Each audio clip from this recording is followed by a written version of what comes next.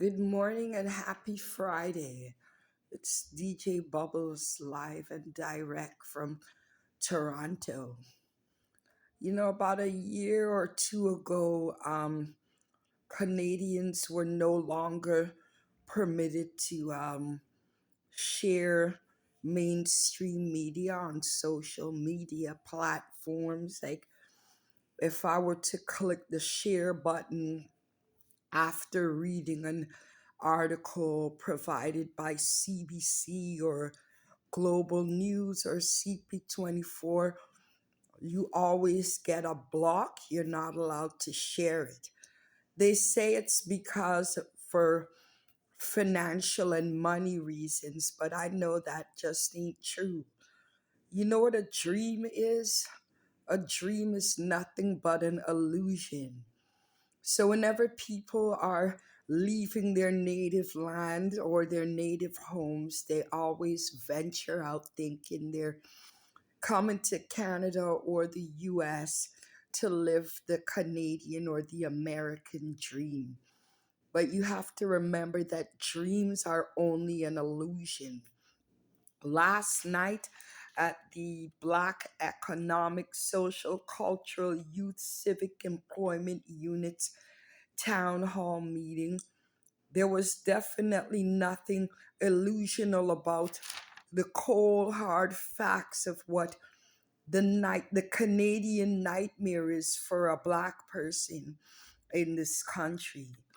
Attending at the meeting there was just to name a few: David Miller, R. Mitchell, and the Honorable Jean Augustine. Well, the Honorable Jean Augustine was vocal at the beginning and at the end, but had very little to say in response to how much the Durham police, the Toronto police, the mayor, and all these officials associated with keeping the law and exercising the law. Basically, it doesn't take a rocket scientist to understand the difference between missing and abduction. Abduction is kidnapping. Missing is where you're not even certain if the person was abducted. They're just gone and can't be found. You know what I mean? So, just thinking back in the history of missing persons, I'm not sure if some of you remember in 2003 when 10-year-old Holly Jones went missing. 2003, 10-year-old Holly Jones went missing from the Lansdowne and Bloor area. Fast forwarding a bit, there was a man named Carl Jankowski. He is older than the missing black teens that are currently missing, yet his disappearance received a lot of coverage from CBC, Global TV, CTV News, and also CP24. And most recent, 38-year-old Nathan, he went missing about a year ago at 38, and he also receives coverage. A year later, we still see coverage about Nathan's disappearance. What do those three individuals have in common? They are all white. They are not black like Nathaniel, Michael, Brianna, Malia, Malachi, DeAndre, and Kamani. Okay, in addition to this, the three of these white missing individuals, you've never seen the Toronto police, the Durham police, the mayor, or anyone else ever associate them with a broken home or runaways, or none of that was ever assumed when they disappeared.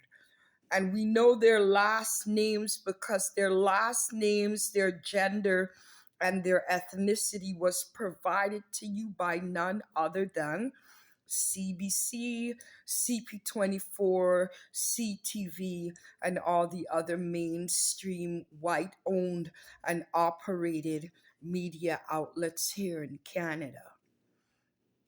And Nathaniel, Michael, Brianna, Malia, Malachi, DeAndre, Kamani at the town hall meeting, from the words of the officials themselves, they associated those missing black teens with coming from broken homes, with running away, with the possibility of being involved in a gang, and they just up and vanished.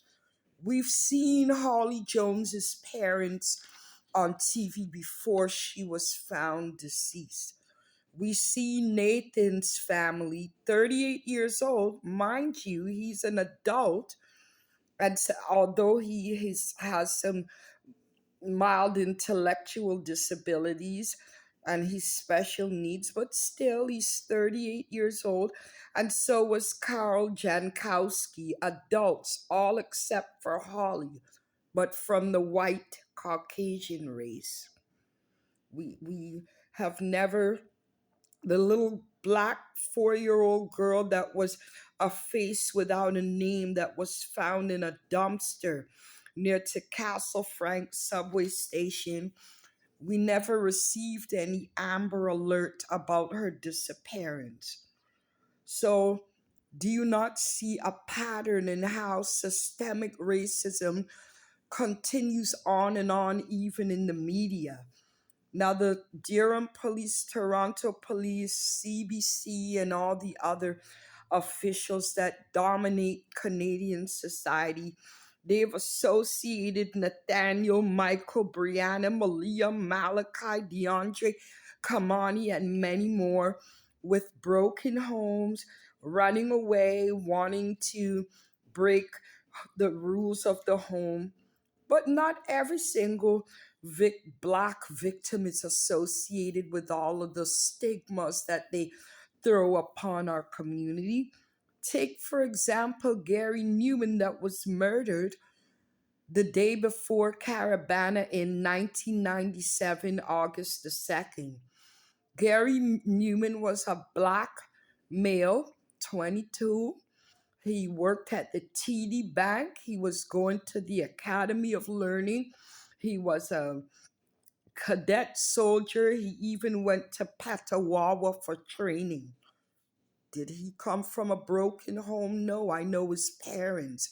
His father was a taxi driver, and his mother had full time employment at Estee Lauder, and they owned a home in the town of Markham. Does that sound like a broken home? No. And then we have entities such as Black Economic, Social, Cultural, Youth, Civic Employment Unit.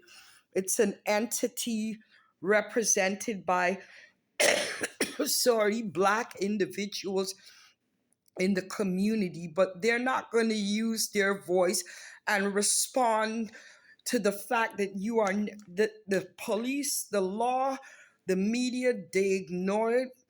They're not going to make any response to the fact that you're minimizing our intelligence and our integrity when you assume, because they don't know, they've never investigated, that Nathaniel, Michael, Brianna, Malia, Malachi, DeAndre, and Kamani are runaways, are coming from broken black homes.